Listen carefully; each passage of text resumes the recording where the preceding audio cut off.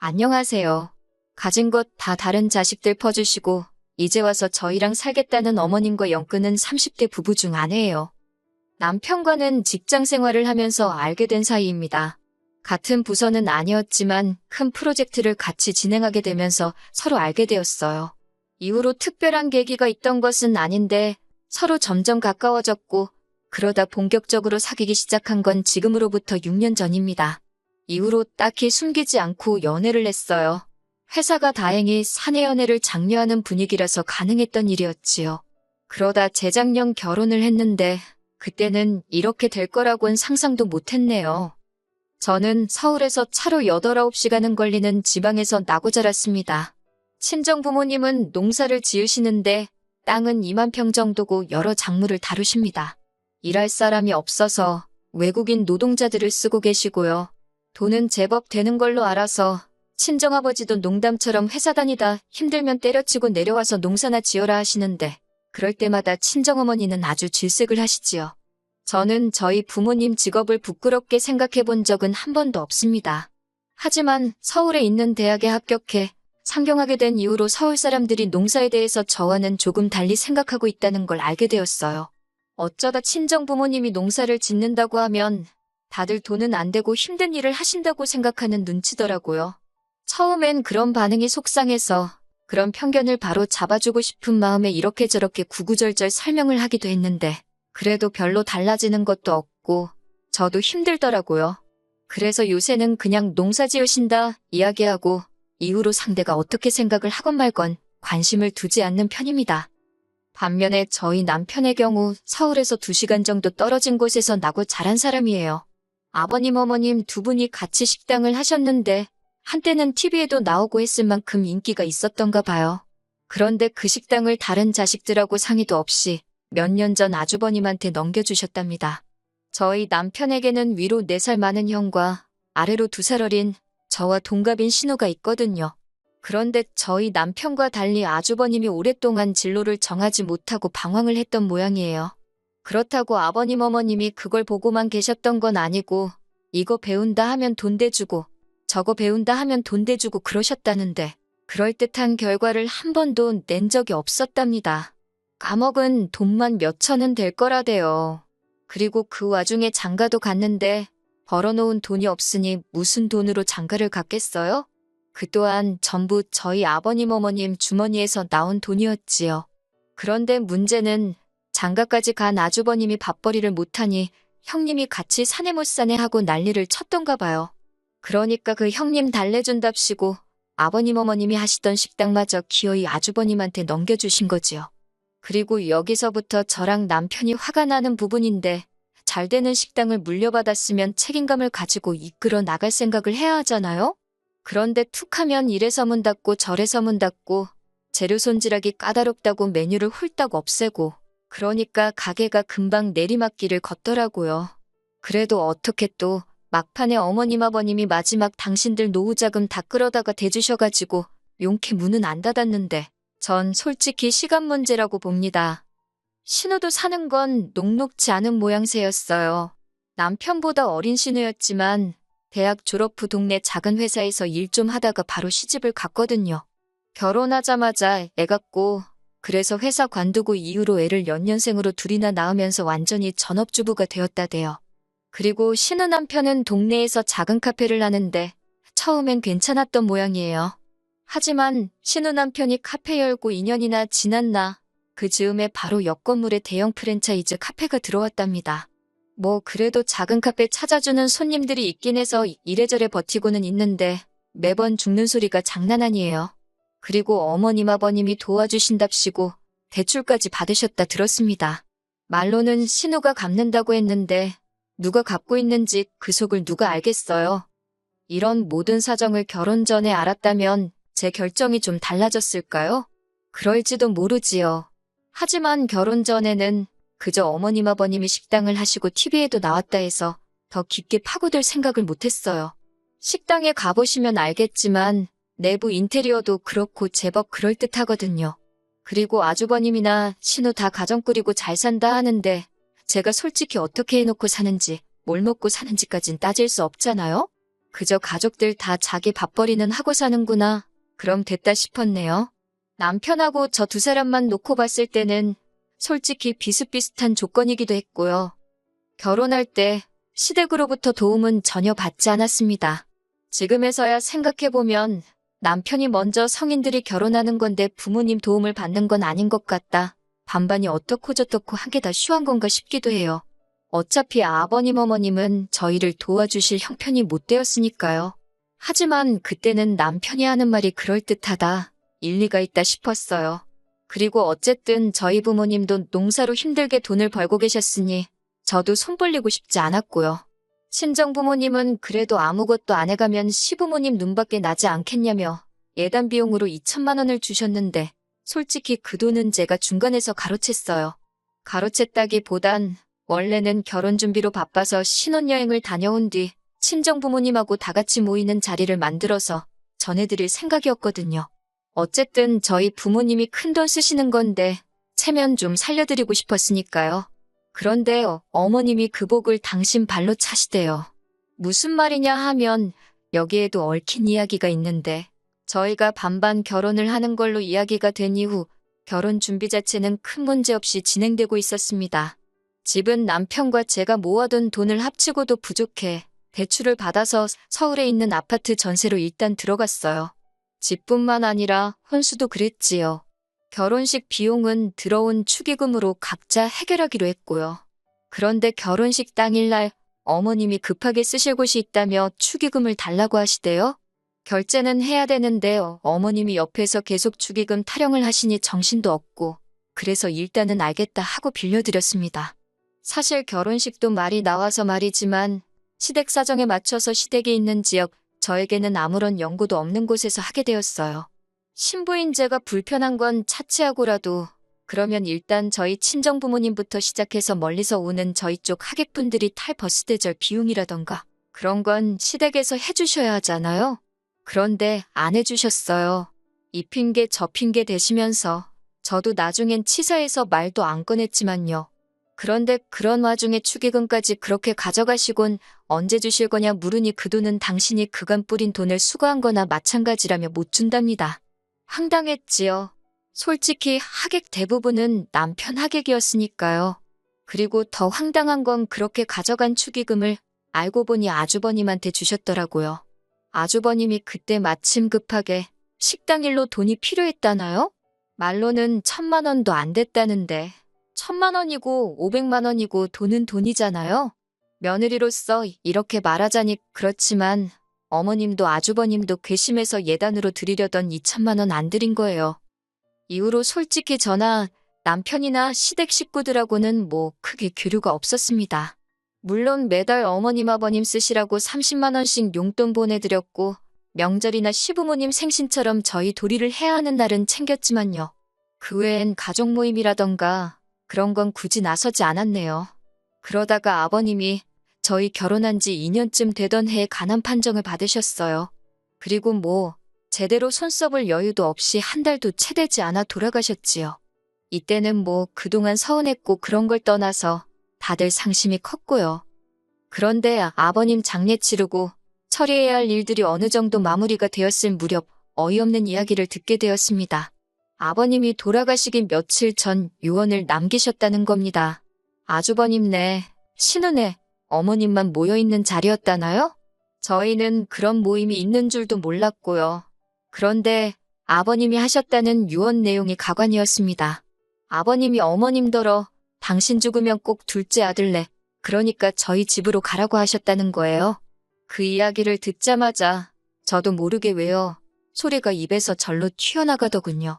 왜 저희 집으로 가라고 하신 거냐니까 그 의중이야 당신인들 알겠냐 하시더니 아주버님이랑 신우가 돌아가신 아버님의 마지막 말씀이니 저희가 그 말씀을 따랐으면 좋겠다는 겁니다. 어이가 없어서 일단은 안 된다고 했어요. 남편도 옆에서 말도 안 되는 소리 하지 말라고 그러더라고요. 그리고 이후로 아버님 돌아가시고 한반년이나 되었을까요? 어머님이 언젠가부터 속이 미식거리고 머리도 아프고 몸 여기저기가 안 좋다고 툭하면 전화로 앓는 소리를 하시더라고요. 사실 아버님도 간암 판정 받기 직전에 보이신 증상이 속이 미식거린다, 머리가 아프다, 어머님 하시는 말씀이랑 비슷했거든요. 그러니 신경을 안 쓸래야 안 쓸 수가 없대요. 그런데 아주버님이고 신우고 누구 하나 어머님 모시고 병원 가는 사람이 없더라고요. 그래서 남편하고 상의 끝에 일단 올라오시라고 하자 병원에 모시고 가자 했어요. 저희가 일하는 회사가 모 대학병원이랑 연계가 잘 되어 있어서 병원에 모시고 가는 건 좀 번거롭긴 해도 어려운 일은 아니었거든요. 그렇게 어머님이 올라오셨습니다. 그런데 무슨 어디 여행이라도 가시는 분 마냥 짐을 많이도 사오셨더라고요. 황당했지만 어차피 내려가실 땐 태워다 드릴 생각이었으니까 대수롭지 않게 생각했어요. 그리고 이튿날 병원에 모시고 가서 검사받고 결과가 나올 때까지 저희 집에 계시겠다고 우기셔서 그래 뭐 혹시나 결과가 안 좋으면 다시 모시고 가야 할 수도 있단 생각에 계시라 했습니다. 그런데 일주일 뒤 받아본 결과지는 걱정할 게 하나도 없었어요. 수치가 너무 좋았거든요. 심지어 몇몇 항목은 같은 나이대 분들보다도 훨씬 좋게 나왔지요. 그래서 이제 다시 어머님 댁에 모셔다 드리려고 하니 어머님이 정말 말 그대로 대자로 누우셔서는 가기 싫으시답니다. 혼자서 너무 외롭고 쓸쓸하시다고 가기 싫으시대요. 저희 집에 며칠만 더 있게 해달라고 말 그대로 떼를 쓰시더라니까요. 이러지도 저러지도 못하고 아버님 떠나시고 얼마나 외로우시면 저러시나 싶어서 매몰차게 할 수가 없더라고요. 그래서 일단 며칠 더 계시라 했어요. 이땐 남편도 무척 저에게 미안해했고요. 그런데 어머님이 계시니까 신경 써야 할 게 한두 개가 아니더군요. 먹는 것부터가 문제였지요. 저나 남편은 아침엔 입맛도 없고 해서 커피 한 잔만 마시고 점심은 회사에서 먹고 저녁도 보통 만나서 밖에서 먹고 들어오거나 그랬거든요. 그런데 어머님이 집에 계시니까 저희 원래 지내던 방식으로 지낼 수가 없어서 어쩔 수 없이 반찬을 하기 시작했어요. 사정을 들으신 친정어머니가도 좀 보내주셨고요. 맞벌이하는 와중에 반찬하는 것도 힘들고 친정어머니께도 죄송하고 반찬을 사다 먹는 것도 생각해봤는데 어머님께서 음식에 좀 예민하셔서 바깥 음식은 안 좋아하시거든요. 당신이 해드시면 좋겠는데 알아서 해드시면 모를까 며느리 입장에서 당신 손으로 만들어 드시라 할 수도 없고 여러 가지로 어려운 상황이었네요. 그리고 처음엔 한 2주만 계시겠다 했어요. 그런데 2주가 지나도록 내려가실 생각을 안 하시고 하루 더 하시면서 그렇게 버티고 계시더라고요. 그렇게 시간이 흘러 급기야 2달 가까운 시간이 흘렀고 그땐 슬슬 저도 짜증이 나대요. 그리고 결국 기어코 저를 정말 폭발하게 만든 사건이 벌어졌습니다. 사건이 있기 며칠 전 제가 친정어머니께 더는 음식을 보내지 마시라 했어요. 먹고 싶으면 제가 이야기를 할 테니 괜히 밑반찬해서 보내지 마시라고요. 처음에야 어머님 드시는 게 신경 쓰여서 어쩔 수 없이 친정어머니 도움도 받았지만 한 달이 넘어갈 때부턴 어머님 때문에 친정어머니 고생시키는 게 말이 되나 싶었거든요. 그리고 그러나 중에 어머님이 언젠가부터 친정어머니가 보내주시는 반찬을 가지고 투정을 하시대요. 너희 어머니는 맨날 똑같은 거밖에 못하냐면서. 그런 소리 듣고 좋다 할 며느리가 세상 천지 어디 있겠어요? 그래서 친정어머니한테 더는 보내지 마시라 한 거예요. 그런데 제가 이야기하고 얼마 지나지 않아 친정어머니가 또다시 기어이 김치부터 시작해서 음식을 한가득해서 보내주셨더라고요. 그리고 선물 들어온 거라며 조기의 한우에 직접 농사 지으신 나물에 이것저것 잔뜩 챙겨서요. 택배가 금요일 낮에 도착했다고 연락이 왔고 냉장고에 넣어야 할 것도 있었으니 어머님더러 받아서 냉장고에 좀 넣어달라 했습니다. 지난번엔 홧김에 이제 보내지 마시라 했지만 또 막상 친정어머니가 보내주신 반찬이 냉장고에서 저를 기다리고 있을 걸 생각하니 빨리 퇴근해서 밥 먹고 싶단 생각밖에 안 들대요. 그렇게 들뜬 마음으로 집에 돌아왔습니다. 집에 도착하니 어머님은 TV를 보고 계셨고 집은 어느 때와 마찬가지로 엉망이었어요. 치사하게 들릴지 모르겠지만 저희 어머님은 저희 집에 계시는 동안 솔직히 말해서 청소기 한 번 돌려주신 적 없고 남편 양말 한 짝 개어주신 적 없습니다. 아무튼 배도 고프고 허기가 졌지만 청소부터 해놓고 먹자 싶어서 불이 나게 집 정리를 시작했어요. 어머님은 점심에 뭘 드신 건지 설거지도 평소보다 많이 쌓여 있었고 그래도 이래저래 정리가 끝나갈 때쯤 남편도 퇴근을 해서 집에 들어오대요. 그렇게 이제 저녁상을 차리려고 냉장고를 열었습니다. 그런데 친정어머니가 말씀하신 것과 달리 반찬들이 몇 개 없더라고요. 심지어 뚜껑을 여니 반밖에 안 찬 것도 있었고요. 그래서 어머님께 이게 전부냐 물으니 어머님이 아무렇지도 않은 표정으로 반찬이 너무 많아서 신우를 불러서 챙겨주셨다는 겁니다. 제가 황당해서 저한테 말도 안 하고 신우한테 준 거냐니까 그럼 당신이 그런 것도 저한테 허락을 받아야 하냐대요. 어이가 없어서 저희 친정어머니가 보내주신 거잖아요. 라고 대꾸하니 니네 친정어머니가 너 혼자 먹으라고 보냈겠냐면서 저더러 욕심도 사납다 그러시는 거예요. 그러면서 저더러 성격을 좀 고쳐 그러는데 황당해서 말도 잘 안 나오대요. 그리고는 설마 싶어서 냉동실을 열어보니 친정어머니가 보내주셨다는 것들도 하나도 안 보였어요. 제가 조기랑 한우랑 나물 말린 건 다 어딨냐고 하니까 어차피 니들 집에서 밥도 잘 안 먹지 않냐면서 거기 신혼에는 애들도 있고 그래서 그것도 줬답니다.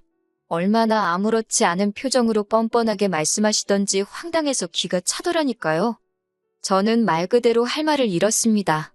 어쩜 저렇게 뻔뻔하신가 싶고 어디부터 따져야 되나 화가 나서 머리가 안 돌아가는 느낌이었달까요.